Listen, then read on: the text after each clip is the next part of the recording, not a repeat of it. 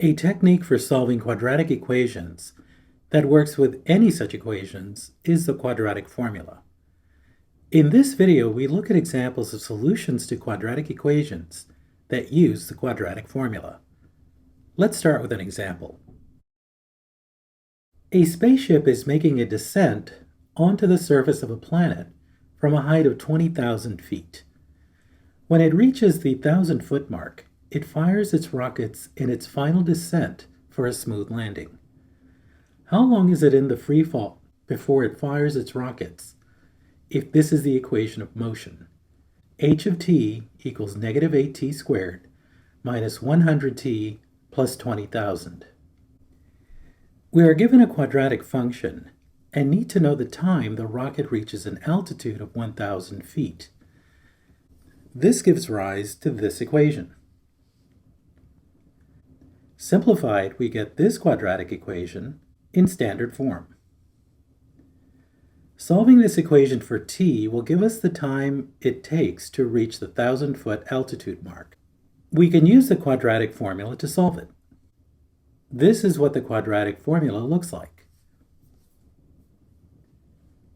The values for a, b, and c come from the coefficients in the quadratic equation. Let's plug in those values into the formula. The b value of negative 100 goes here and here. The a value of negative 8 goes here and here. The c value of 19,000 goes here. Simplify the expression over several steps. Then use a calculator to get these solutions. The positive solution is the only one that will work in this context.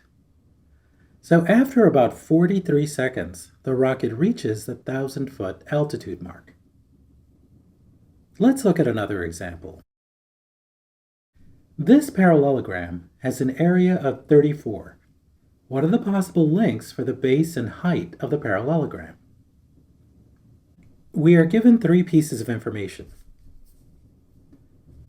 the base of the parallelogram, its height, and its area. Bring these three together in the formula for the area of a parallelogram, which is area equals the base times the height.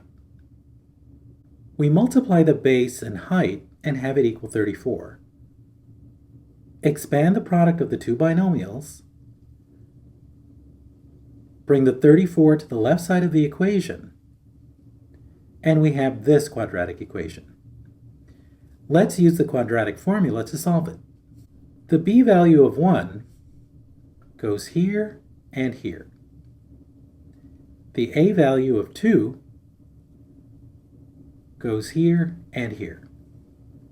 The c value of negative 37 goes here. Simplify the expression over several steps. Then use a calculator to get these solutions. The positive solution is the only one that will work in this context. Going back to the diagram, we find that the base is equal to 11.12 and that the height is equal to 3.06.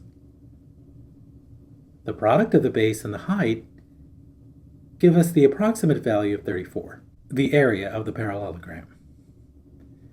The reason these are estimates is that we used a calculator to find the roots and round it to the nearest hundredth. Let's look at a final example.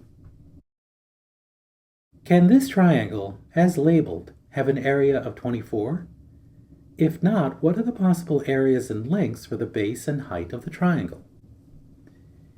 We are given three pieces of information: the base of the triangle, its height, and its area. Bring these three together in the formula for the area of a triangle, which is area equals 1/2 base times height. Substituting into the formula, we get this quadratic function. We now set it equal to 24 to get this quadratic equation. Before using the quadratic formula, we can use the portion in the square root called the discriminant, to find if this quadratic has any solutions. Calculating the discriminant, we find that it's less than 0, which means that there are no solutions to this quadratic, which means the area of the triangle cannot be 24.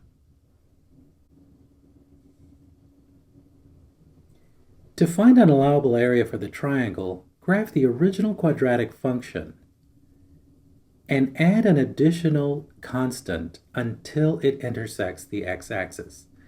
Here is one possible set of solutions.